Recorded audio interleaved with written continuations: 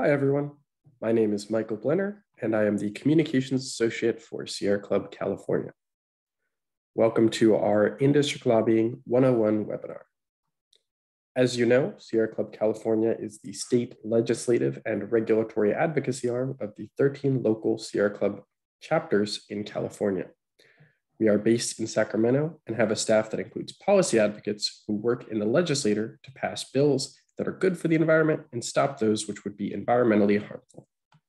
One of the most important things Sierra Club volunteers can do is to help pass good environmental legislation and reach out to their legislators at home. This webinar details some key steps to help you become an effective in-district volunteer advocate. So Sierra Club is adapting and responding to COVID-19 so we can keep doing the important work of protecting our natural environment and fighting for a just, clean energy future. With that said, the 2022 in-district lobbying campaign is going to be different from previous iterations of the campaign. All in-district lobbying meetings will be held virtually, either by phone or Zoom. There will be no in-person lobbying meetings. The information presented in this slideshow can be applied to becoming an effective virtual lobbyer.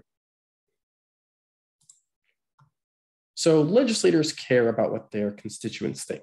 They know that your vote is what keeps them in office. Most of the key steps to becoming a good volunteer advocate in your home district are based on the notion that the better you know your legislator, the stronger your relationship, and the more effective your lobbying will be.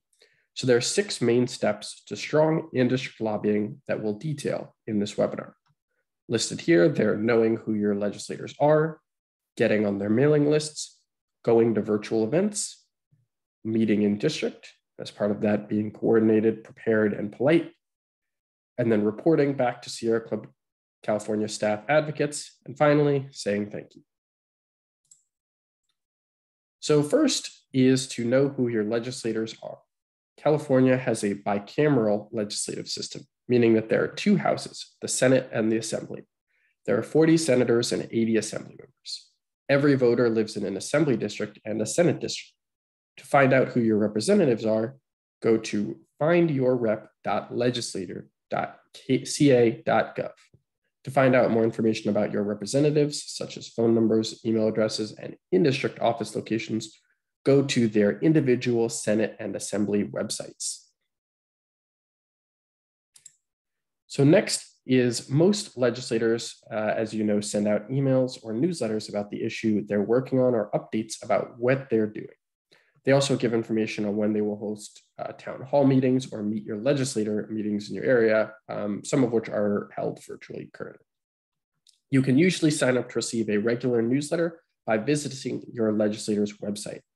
If you can't find a newsletter sign-up section on the website, contact the legislator's district office directly to be put on the constituent mailing list.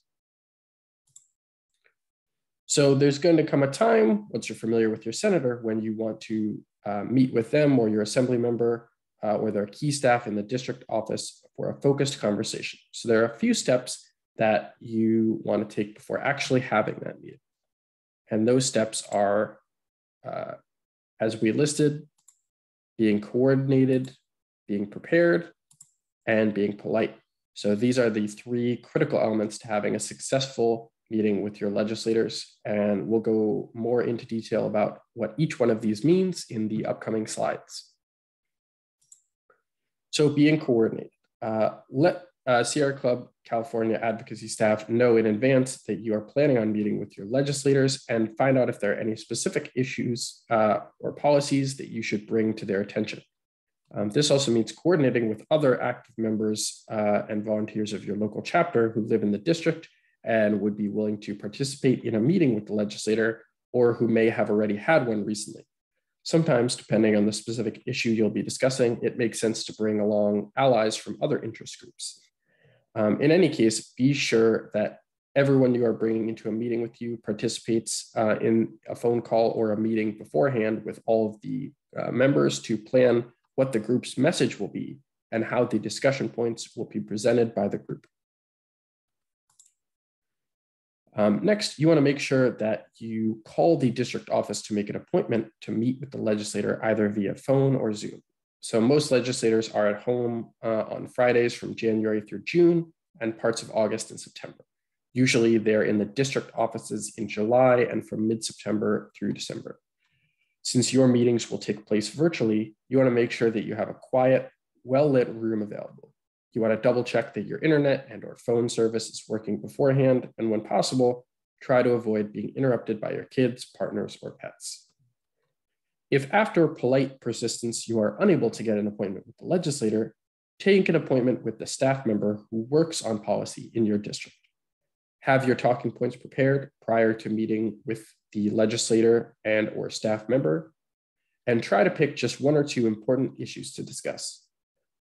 Make sure you know what you would like the legislator to do. So sometimes you'll be asking for a vote on particular legislation. Other times you'll be asking that the legislator take up some kind of leadership on the issue. In any event, make sure you know what the ask is before the meeting starts. And of course, remember that most appointments are only between 15 and 20 minutes long, so be prepared to be concise and direct with the information you're discussing.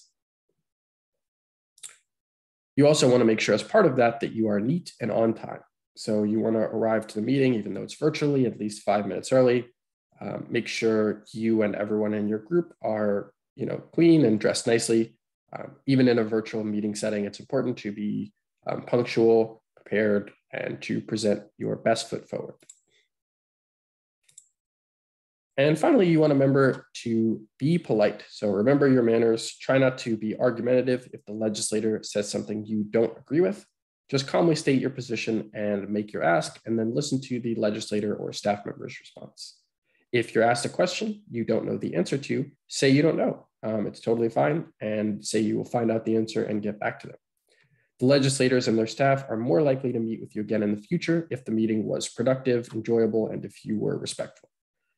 Once again, we want to stress that most meetings are only going to last 15 to 20 minutes. So be concise and, of course, listen.